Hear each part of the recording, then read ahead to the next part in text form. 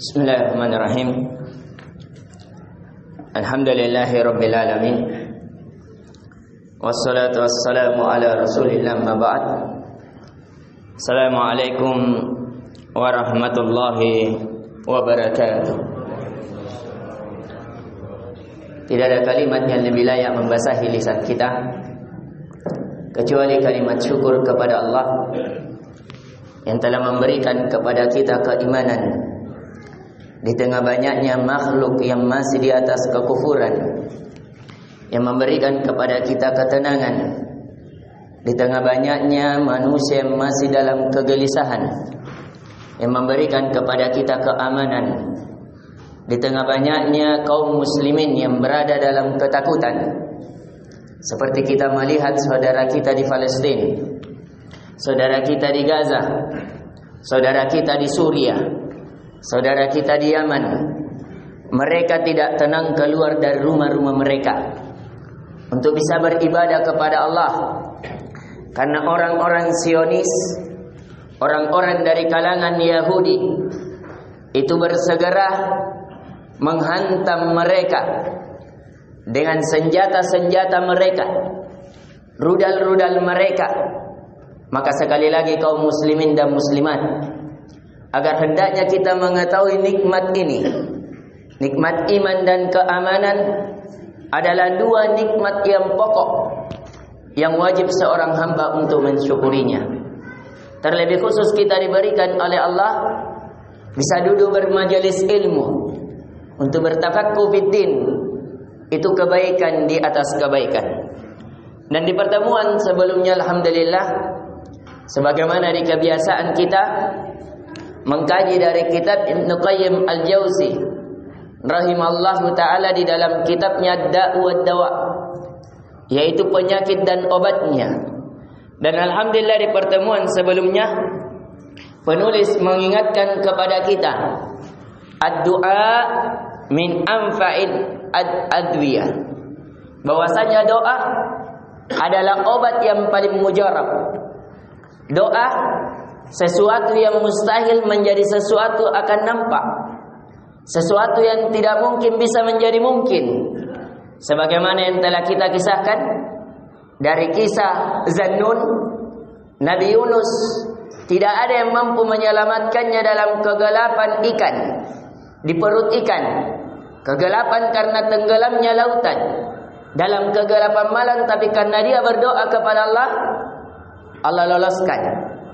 Bagaimana Nabi Zakaria dari istrinya yang mandul, tidak memiliki, sudah diponis, akan tetapi karena dia berdoa kepada Allah, akhirnya Allah berikan keturunan.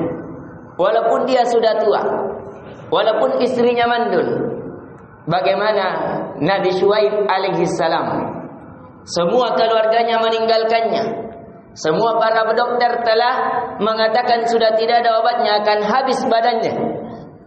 Akan tetapi ketika dia berdoa kepada Allah, Allah angkat penyakitnya. Maka dari itu harus kita pahami. Maka dari itu penulis mengingatkan tentang doa ini. Kata penulis, ad-du'a'u kasilah. Doa itu ibarat pedang. Wassilahu bidaribihi la bihaddi faqat.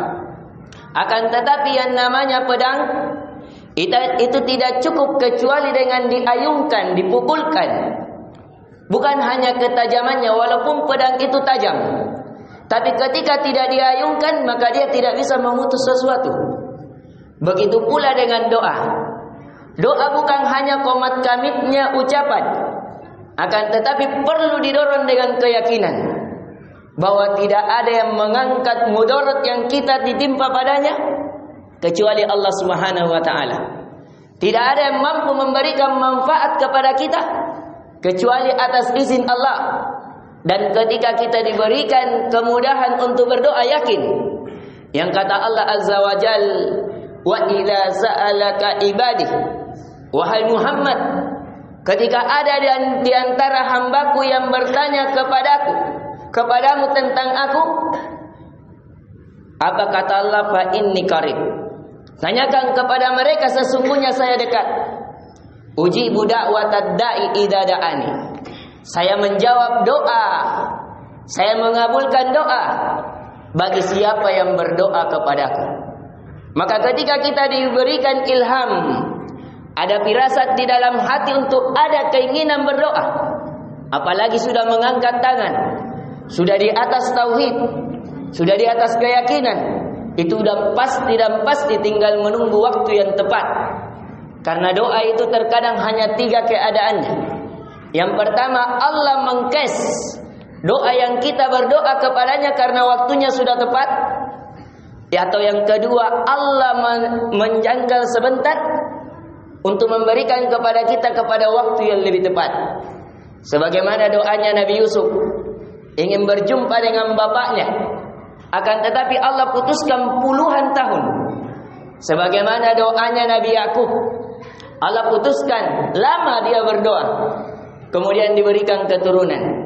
Karena belum tepat momennya, belum tepat waktunya. Karena sesuatu yang diberikan ketika waktu yang pada saat momennya bagus, itu lebih berpengaruh pada jiwa, lebih memberikan pengaruh pada ruh. Maka Allah memberikan pada waktu yang tepat. Dan itulah keyakinan kita, al khairu khiyarullah. Kebaikan adalah apa yang Allah pilihkan. Atau yang ketiga, Allah simpankan di akhirat, sehingga ketika la yanfa'u malu wala banun, tidak bermanfaat harta dan anak-anak, Allah akan tampilkan doa-doa kita. Dengan doa tersebut menjadi pemberat timbangan kita, sehingga kita ridho dan diampuni dosa dan kesalahannya. Ini yang harus untuk kita pahami. Dan kaidah yang terakhir menjadi pelajaran malam kita, pelajaran tambahan. Penulis mengingatkan bab setelahnya. Kata penulis, kullu syarri wada'in fid dunya wal akhirah sababuhu ad-dunub. Bahwa ketahuilah ya kaum muslimin dan muslimat, bahwa seluruh keburukan, seluruh penyakit yang menimpa seorang hamba, zahir maupun batin, pada hartanya, akalnya dan keluarganya, di dunia, alam barzah dan akhirat, cuma satu. Itu sebabnya dosa. Jadi kalau seorang hamba tertimpa keburukan, penyakit, sebabnya karena dosa. Coba lihat Nabi Adam alaihissalam dikeluarkan dari kenikmatan surga ke dunia, tempat yang paling parah bala, tempat ujian, tempat kekurangan, tempat yang semuanya serba kurang, serba sulit. Itu karena dosa melanggar dilarangnya makam sebuah pohon di surga. Iblis dikeluarkan padahal dia orang yang dekat menjadi jauh jadinya. Orang yang disayangi menjadi orang dilaknat karena dosa. Kaum Nabi Nuh diberikan banjir bandang karena dosa. Kaum Ad, kaum Samud, Fir'aun ditenggelamkan disebabkan dosa. Inti pelajaran yang bisa kita petik, bahwasanya yang bisa kita ambil pelajaran tambahan di malam ini, setelah bab yang kemarin kita pertegas, adalah seluruh penyakit itu di dunia maupun alam barzah dan akhirat, itu sebabnya hanya satu, yaitu dosa yang kita lakukan kepada Allah sebagai pencuci bagi kita, sehingga kita berjumpa dengan Allah dalam keadaan tidak memiliki kesalahan. InsyaAllah nanti di pertemuan selanjutnya kita akan rinci, karena di sini penulis merincikan dari akibat-akibat dosa itu sendiri.